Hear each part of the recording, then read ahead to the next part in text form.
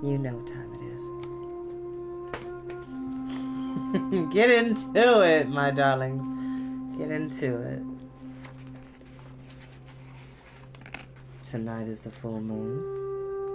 It's going to be really beautiful from what I hear. Full moon in Libra, which is awesome. No, full moon in Scorpio, sorry. For my astrological fans out there. I'm a Libra. I'm a Libra sun, Libra rising, Cancer moon, which honestly makes a lot of sense about me. What does that mean, kids? So that basically means, from an astrological standpoint and from an archetypal standpoint, is that I am a person who is very creative, loves beautiful things, tends to be quite beautiful inside and out, very emotionally sensitive, doesn't do well with injustice, a natural diplomat and tactician, but it also means I don't look at a situation from their side and the other person's side. I look at it from 20 different angles as to why the situation is what it is. I have a very hyperactive brain and a very analytical one. But it also means that I'm very emotional. I love to love. I am loyal to a fault.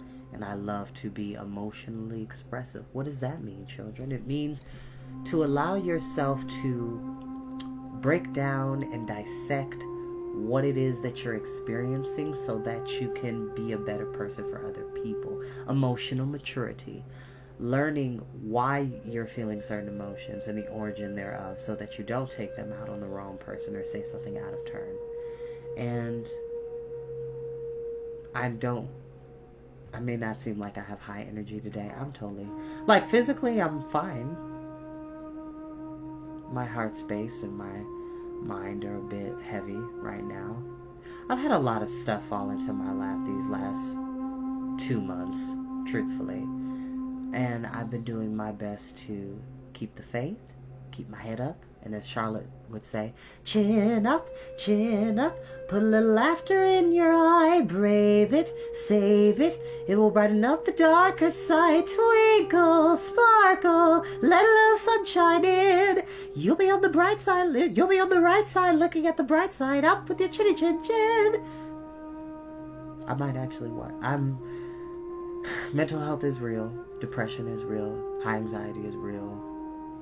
It's okay to talk about your mental health. It's not a detriment. It's not a taboo subject. We can talk about it because when we talk about it, it allows for people who don't think they can talk about it to know that they are not alone.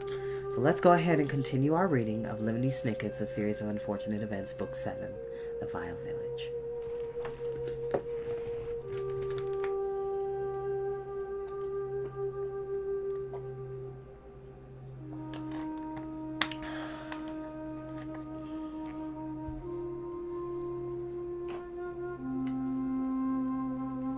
And no, I don't own the music that you're listening to in the background. Okay. Alrighty. Chapter 12. If you have reached this far in the story, you must stop now. If you take one step back and look at the book you are reading, you can see, how little of this miserable story there is to go. But if you could know how much grief and woe are contained in these last few pages, you would take another step back and then another, and keep stepping back until the vile village was just as small and distant as the approaching figure of Detective Dupin was, as the Baudelaire orphans embraced their friends in relief and joy. The Baudelaire orphans, I'm sorry to say, could not stop now. There is no way for me to travel backwards in time and warn the Baudelaires that the relief and joy they were experiencing at Foul Fountain were the last bits of relief and joy they would experience for a very long time. But I can warn you. You, unlike the Baudelaire orphans and the Quagmire triplets, and me, my dear departed Beatrice, can stop this wretched story at this very moment and see what happens at the end of the littlest elf instead. We can't stay here, Violet warned. I don't mean to cut short this reunion, but it's already afternoon and Detective Dupin is coming down that street. The 5 children looked in the direction Violet was pointing, and could see the turquoise speck of Dupin's approaching blazer and the tiny point of light his flaming torch made as he drew near the courtyard. Do you think he sees us? Klaus asked. I don't know, Violet said. But let's not stick around to find out. The VFD mob will only get worse when they've discovered we've broken out of jail. Detective Dupin is the latest disguise of Count Olaf, Klaus explained to the Quagmires, and we all know about Detective Dupin. Duncan said quickly, "and we know what's happened to you." "We heard everything that happened yesterday from inside the fountain," Isadora said. "We heard you cleaning the fountain. We tried to make as much noise as we could, but you couldn't hear us over the sound of all that water." Duncan squeezed a whole puddle out of the soaked stitches of his left sweater sleeve. Then he reached under his shirt and brought out a dark green notebook. "We try to keep our notebooks as dry as possible," he explained. "After all, there's crucial information in here." "We have all the information about VFD," Isadora said, taking out her notebook, which was pitch black. "The real VFD, that is, not the village of foul devotees." Duncan opened his notebook and blew on some of the damp pages. "And we know the complete story of poor Duncan was interrupted by a shriek behind him, and the 5 children turned to see 2 members of the Council of Elders staring at the hole in the uptown jail. Quickly, the Baudelaires and Quagmires ducked behind Foul Fountain so they wouldn't be seen. One of the elders shrieked again and removed his croat to dab at his brow with a tissue. "They've escaped!" he cried. "Rule 1742 clearly states that no one is allowed to escape from jail. How dare they disobey this rule?" "We should have expected this from a murderer and her 2 accomplices," the other elder said. "And look, they've damaged Foul Fountain. The beak is split wide open. Our beautiful fountain is ruined." "Those orphans are the worst criminals in history," the first replied. "Look, there's Detective Dupin walking down that street. Let's go tell him what happened. Maybe he'll figure out where they gone." "You go tell Dupin," the second elder said, "and I'll call the Daily Blantilio. Maybe they'll put my name in the newspaper." The 2 members of the council hurried off to spread the news, and the children sighed in relief. "Gosh," Sonny said. "That was too close." Klaus replied, "Soon this whole district will be full of citizens hunting us down." "Well, nobody's hunting us down," Duncan said. "Isadora and I will walk in front of you so you won't be spotted." "But where will we go? Where can we go?" Isadora asked. "This vile village is in the middle of nowhere." "I helped Hector finish his self-sustaining hot air mobile home," Violet said, "and he promised to have it waiting for us. All we have to do is make it to the outskirts of town and we can escape." "And live forever up in the sky?" Klaus said, frowning. "Maybe it wouldn't be forever," Violet replied. "Skila!" Sonny said, which meant it's either the self-sustaining hot air mobile home or being burned at the stake, which is ironic that Sonny used the term Skila, which is a term to refer to a mythical beast from the journey of Odysseus, a warrior king who left his home for 10 years to go on a journey to save his kingdom. And he ended up getting lost for 10 years, and his wife and children stayed loyal to him for 10 years. But there's a moment in that story where there is the sea beast of the whirlpool, Skila, and if I'm not mistaken, come on, Chris.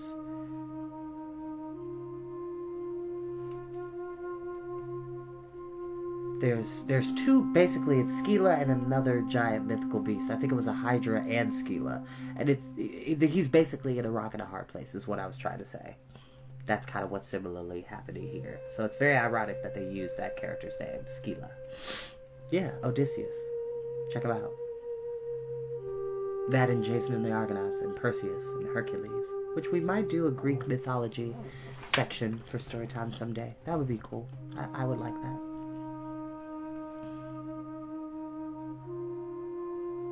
"When you say it like that," Klaus said, "I'm convinced." Everyone agreed, and Violet looked around the courtyard to see if anyone else had arrived yet. "In a place as flat as this one," she said, "you can see people coming from far away. And we're going to use that to our advantage. We'll walk along any empty street we can find, and if we see anyone coming, we'll turn a corner. We won't be able to get there as the crow flies, but eventually we'll be able to reach Nevermore Tree." "Speaking of the crows," Klaus said to the 2 triplets, "how did you manage to deliver those poems by crow? And how did you know that we would receive them?" "Let's get moving," Isadora replied. "We'll tell you the whole story as we go along." The 5 children got moving. With the Quagmire triplets in the lead, the group of youngsters peered down one street after another until they found out without a sign of anyone coming and hurried out of the courtyard. "Olaf smuggled us away in that item from the inn auction with the help of Esme's squalor," Duncan began. Sorry, I thought this was Isadora's line, but it's Duncan's line. Olaf smuggled us away in that item from the inn auction with the help of Esme's squalor, Duncan began, referring to the last time the Baudelaires had seen him and his sister, and he hid us for a while in the tower room of his terrible house. Violet shuddered. I haven't thought of that room in quite some time, she said. It's hard to believe that we used to live with such a vile man.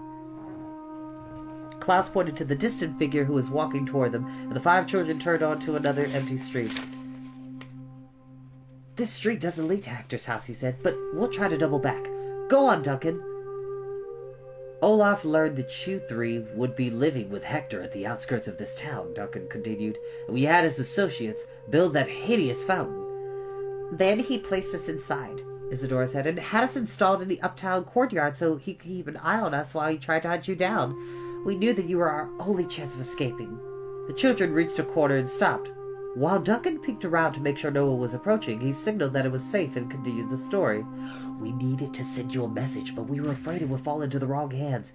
Isadora had the idea of writing in couplets, with our location hidden in the first letter of each line. And Duncan figured out how to get them to Hector's house, Isadora said. He'd done some research about migration patterns in large black birds, so he knew that the crows would roost every night in Nevermore Tree, right next to Hector's house. Every morning I would write a couplet, and the 2 of us would reach up through the fountain's beak. There's always a crow roosting on the very top of the fountain, Duncan said, so he would wrap the scrap of paper around its leg. The paper was all wet from the fountain, so it would stick easily. And Duncan's research was absolutely right. The paper dried off and fell at night. Isadora recited. That was a risky plan, Violet said. No riskier than breaking out of jail and putting your lives in danger to rescue us, Duncan said, looking at the Baudelaires in gratitude. You saved our lives. Again. We wouldn't leave you behind, Klaus said. We refuse to entertain the notion. Isadora smiled and patted Klaus's hand.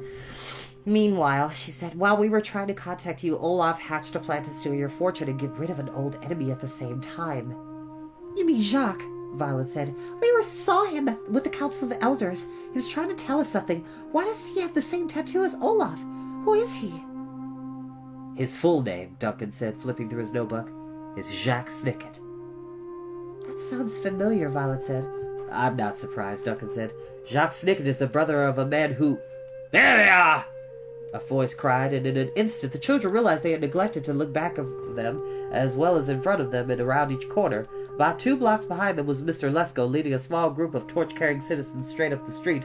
The day was getting later, and the torches left longer, skinny shadows on the sidewalks, as if the mob were being led by slithering black serpents instead of a man in plaid pants. There are the orphans!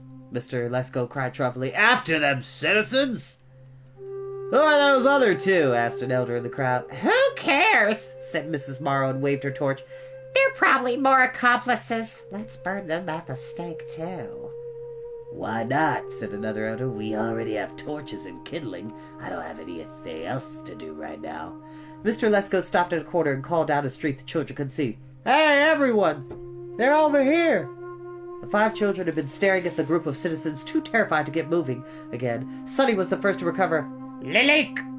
She shouted and began crawling down the street as fast as she could. She meant something like, let's go, don't look behind you. Let's try to get to Hector and his self-standing hot air mobile home before the mob catches us and burns us at the stake. But her companions did not need any encouragement.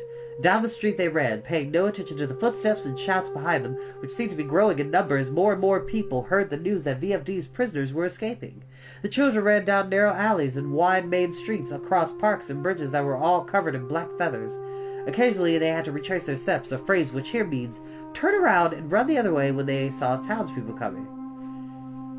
And often they had to duck into doorways or hide behind shrubbery while angry citizens ran by, as if the children were playing a game of hide-and-go-seek, instead of running for their lives. The afternoon wore on, and the shadows of VFD's streets grew longer and longer, and still the sidewalks echoed with the sounds of the mob's cries, and the windows of the buildings reflected the flames from the torches the townspeople were carrying. Finally, the 5 children reached the outskirts of town and stared at the flat, bare landscape. The Baudelaires searched desperately for a sign of the handyman and his invention, but the only shapes of Hector's house, the barn, and Nevermore Tree were visible on the horizon. Where's Hector? Asked frantically Isadora. I don't know, Violet said. He said He'd be at the barn, but I don't see him. Where can we go? Duncan cried. We can't hide anywhere around here. The citizens will spot us in a second. We're trapped, Klaus said, his voice hoarse with panic. Virio! Sonny cried, which meant, let's run, or, in my case, crawl, as fast as we can. We'll never run fast enough, Violet said, pointing behind them. Look! The youngsters turned around and saw the entire village of foul devotees marching together in a huge group. They had rounded the last corner and were now headed straight toward the 5 children, their footsteps as loud as a roll of thunder. But the youngsters did not feel as if it was thunder that was rolling toward them. As hundreds of fierce and angry citizens approached, it felt more like the rolling of an enormous root vegetable. It felt like a root vegetable that could crush all of the reptiles in Uncle Monty's collection in 5 seconds flat, or one that could soak up every drop of water of Lake Lachrymose in an instant. The approaching crowd felt like a root vegetable that made every tree in the finite forest look like a tiny twig. But the huge lasagna served at the Prufrock Preparatory School cafeteria look like a light snack, and made the skyscraper at 667 Dark Avenue look like a dollhouse made for small children to play with.